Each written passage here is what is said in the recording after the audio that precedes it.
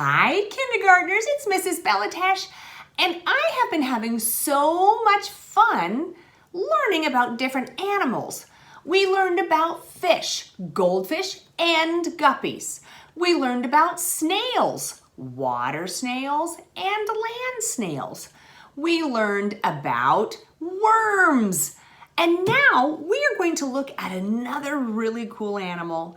One that you can probably find at the park or maybe under a rock at home. And it is an isopod, roly-polies. Let's take a close look together. I have so many isopods. And these are called isopods because iso means equal and pod means feet.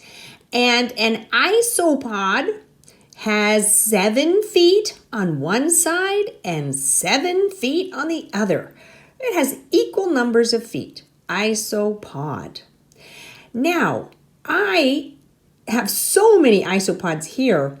I want to look closely at one, so I'm going to put one in a small container and use a magnifying glass so I can look closely.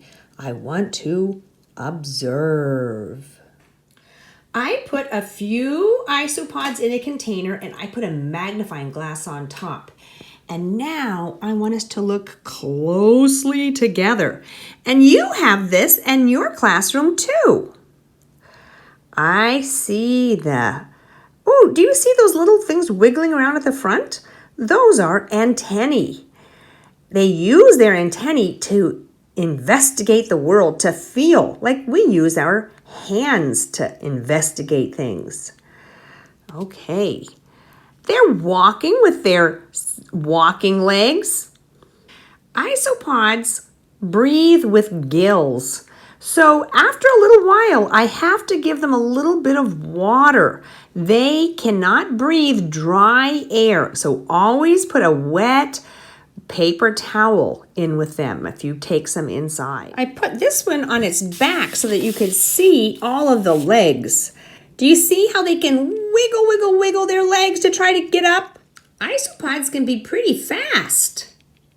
Just like the snail, isopods have an outer shell that protects them. But the shell of the isopod has joints. Do you see those lines on their back?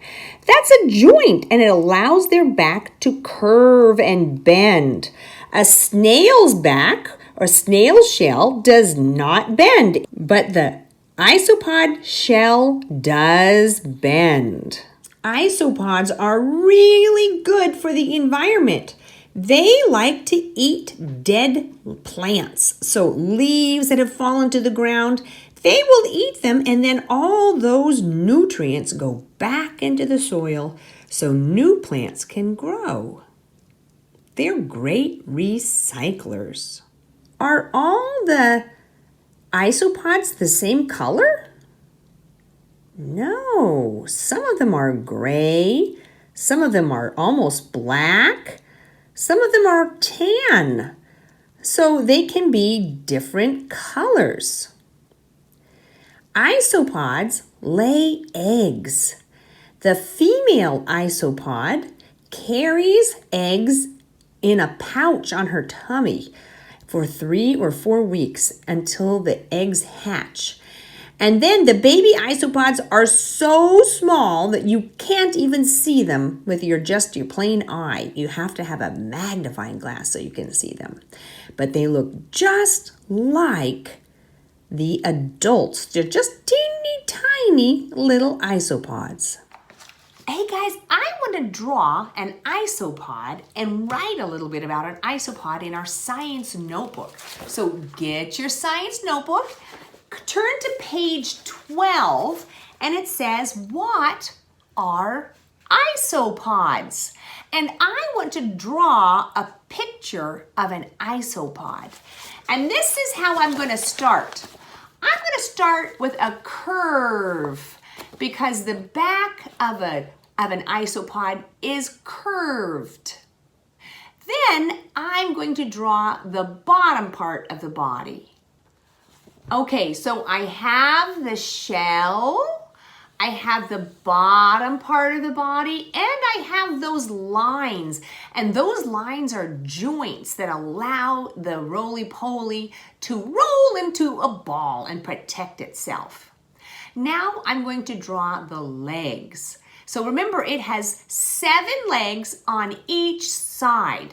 I'm going to just draw 7 on this side because I can't draw it on the other side. So I drew 7 legs. Now I'm going to draw the antennae.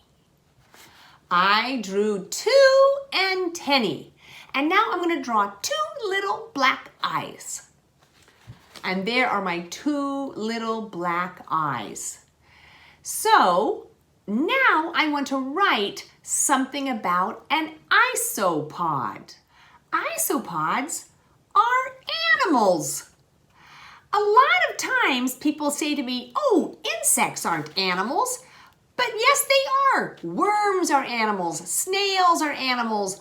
Isopods are animals. Great job today, kindergartners. Next week, we are going to have a race.